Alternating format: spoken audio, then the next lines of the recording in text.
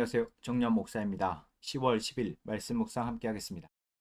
열왕기하 21장 1절에서 26절의 말씀입니다.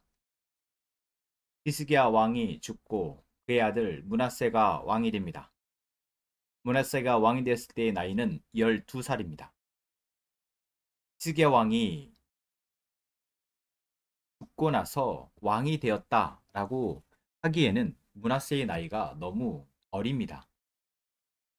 이것을 봤을 때 히스기야가 15년의 생면 영장을 한 그 시기에 므낫세가 태어났고, 므낫세는 12세 왕이 되어서도 아마 주변의 사람들의 영향을 받아 왕으로서의 역할을 감당했을 것이다 생각이 듭니다. 우리가 므낫세 이전에도 어린 나이에 왕이 되었던 왕을 기억합니다. 그 왕은 바로 요아스 왕입니다.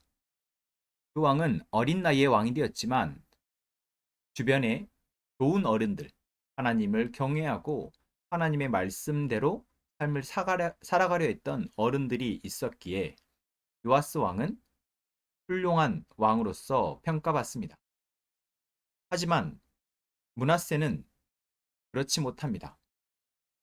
오늘 본문 속에서 므낫세가 어떠한 왕인지를 나열하고 있는데 이 수준이 지금까지 아니 이전 이후로도 므낫세와 같이 악을 다 집합해 모아놓은 왕은 없다 할 정도로 악한 왕이었습니다. 종교적으로도 정치적으로도 사회적으로도 므낫세는 그 어떤 면에서 봐도 다 악의 끝판왕입니다. 아버지 히스기야가 종교개혁을 통해서 회복해 놓았던 성전과 사당을 혁폐하는 것들을 다시 다 돌이켰습니다. 그리고 이방 신에게 제사를 드리는 것은 물론이거니와 아하스 왕이 그랬던 것처럼 자신의 아들을 제물로 바치는 짓도 서슴지 않습니다. 거기에다 자신이 다스리는 백성들을 많이 죽였음을 짐작하는 말씀 또한 있습니다. 어떻게 히스기야 왕의 아들임에도 불구하고 이런 악한 왕이 나왔을까요? 아니 어떻게 이렇게 므낫세는 악한 왕이 되었을까요?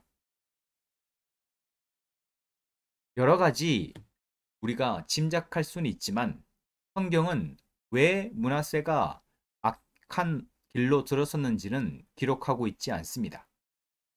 다만 우리가 짐작할 수 있는 것, 그것은 므낫세가 너무 어린 나이에 왕이 되었고 그때에 주변에 영향을 주는 사람들이 요아스 왕의 주변에서 선한 영향을 미쳤던 사람들과는 다르게 악한 영향을 주는 사람들이 있었겠거니 생각됩니다.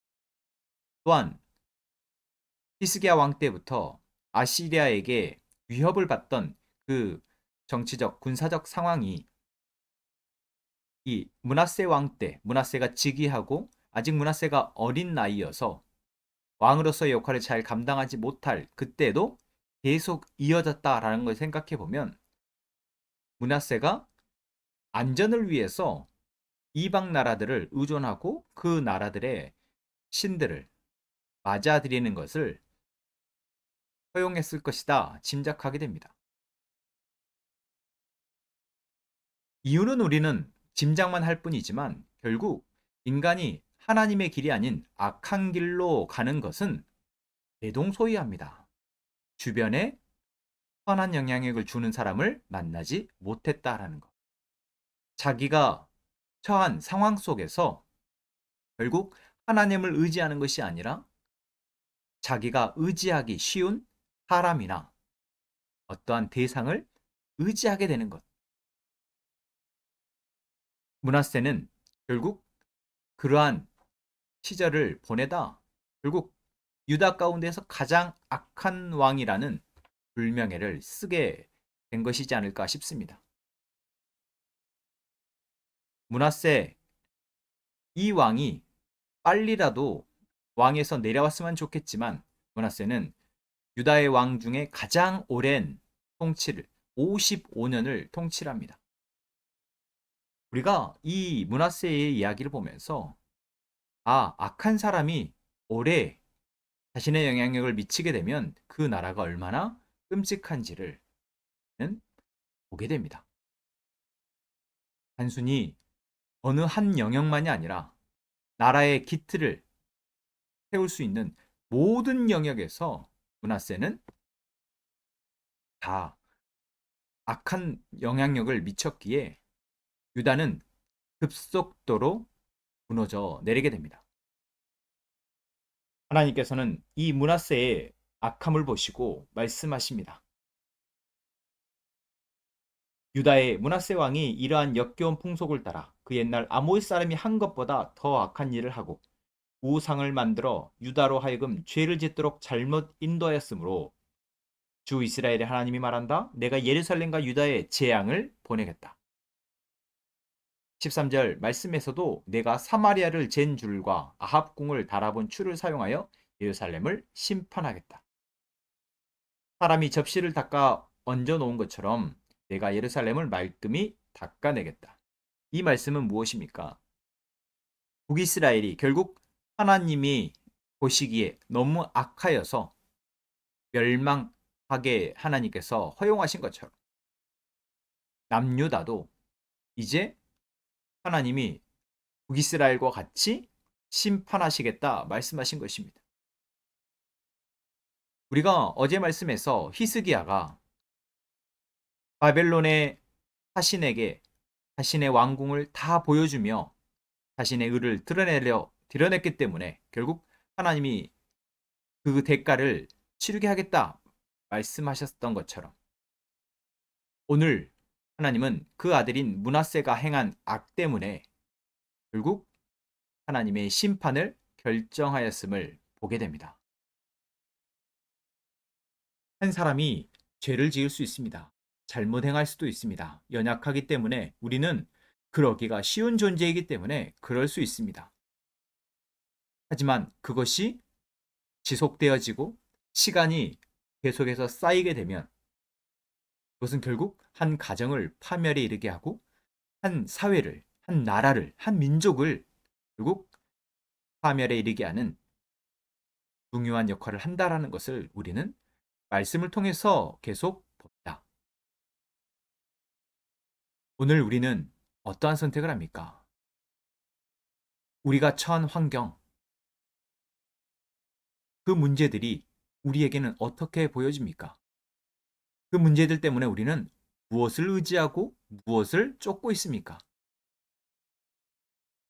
내 옆에는 지금 누가 있습니까? 누가 나에게 말을 하고 있고 나는 누구의 말에 귀 기울이며 그 말을 따르고 있습니까?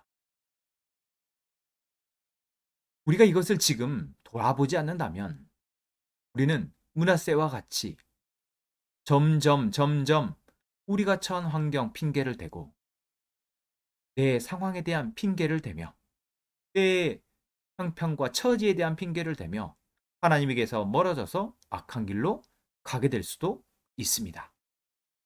그 결과는 패망입니다. 하나님께서 오늘 우리에게 나는 지금 무엇을 쫓고 있으며 무엇을 의지하고 있으며 나는 누구의 말에 영향을 받고 있는지 묻고 있습니다.